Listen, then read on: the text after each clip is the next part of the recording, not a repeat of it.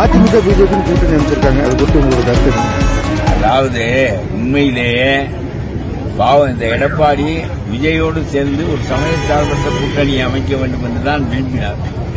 ஆனால் விஜய் எனக்கு பாதி இடம், உனக்கு பாதி இடம், நான் 2.5 வருஷம் முதலமைச்சர், நீ 2.5 வருஷம் முதலமைச்சர் என்று சொன்னதனால் அவர்கள் வேறு வழியில்லாமல் வெளியேறிவிட்டார்கள்.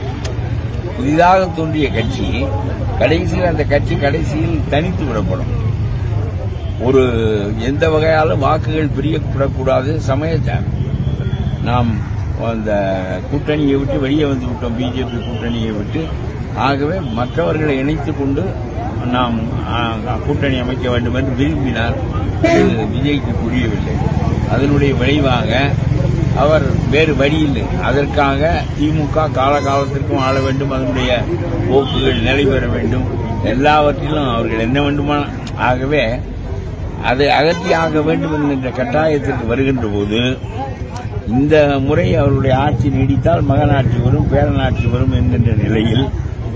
ஆனால் எனக்கு ரொம்ப அதிமுகவிலே நான் பாராட்டத்தக்க ஒரு அம்சம் இப்பொழுது சொல்கிறேன். நான் அந்த கட்சியைச் சேர்ந்தவன் இல்லை, ஆனாலும் சொல்கிறேன். வக்ஃபு சட்டத்தில் இஸ்லாமியர்களுக்கு ஆதரவாக வாக்களித்துவிட்டு அவர் அமித்ஷாவோடு சேர்கிறார். இந்த ஊக்கம் எனக்கு ரொம்ப ஆச்சரியமாக இருக்கிறது. பாராளுமன்றத்தில் அவர்கள் வாக்களிக்கின்ற போது அதற்கு முதல் நாளே அமித்ஷாவை சந்திக்கிறார். அமித்ஷா என்னோடு கூட்டி சேர்ந்தே ஆக வேண்டும் என்று கட்டாயப்படுத்துகிறார். வேறு வழியில்லை. திமுகவை அகற்ற வேண்டும் என்றால் யாரோடு சேர்ந்துதான் ஆக வேண்டும் என்கின்ற நிலையிலும் கூட அதிமுகவின் பழைய பாரம்பரிய வழக்கப்படி இன்றைக்கும் இஸ்லாமியர்களுக்கு எம்ஜிஆர் காலத்திலிருந்து இசைவாக இருந்தவர்கள் என்கின்ற அடிப்படைப்படி தம்பித்துறையை விட்டு அங்கே பாராளுமன்றத்தில் வக்ஃபுக்கு முஸ்லிம்களுக்கு ஆதரவாக வாக்களித்துவிட்டு பிஜேபியோடு கூட்டி சேர்கிறார் என்றால் இந்த கொள்கைகளை அவர் காப்பாற்றுகின்றாராக இருப்பாரே. ஆனால் கூட்டு என்பது வெறும் இடஒதுக்கீடு.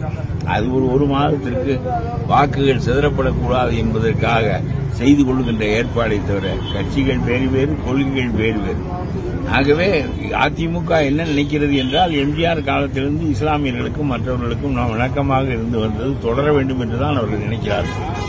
அதற்கு அதை காட்டுகின்ற வண்ணமாக ஊக்கமாக வக்ஃபுக்கு முஸ்லிம்களுக்கு ஆதரவாக வாக்களித்துவிட்டு பாரதிய ஜனதாவோடு கூட்டி சேர்கிறான், வேறு எவனோடும் கூட்டி சேர்கிறான். என்ன அவன் கொள்கையை விட்டுவிடாத வகையிலும் தேர்தல் அட்ஜஸ்ட்மெண்ட் தானே அது ஒரு 2 மாதத்திற்கு வாக்குகள் பிரியக்கூடாது என்பதற்காக செய்து கொள்கிற ஏற்பாடை தவிர இவர்களைப் போல 5 வருஷத்துக்கும் தாலி கட்டி கொண்டதை போல ஒவ்வொரு கட்சிக்காரனும் சேர்ந்து கொண்டு ஒத்துவதை விடாமல் ஊதி கொண்டிருக்கிறானே, அது இல்லை அரசியல்.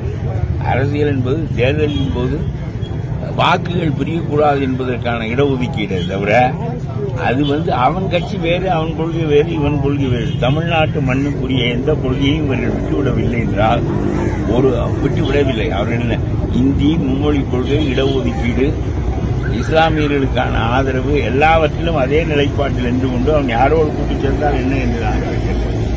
அது அந்த கட்சி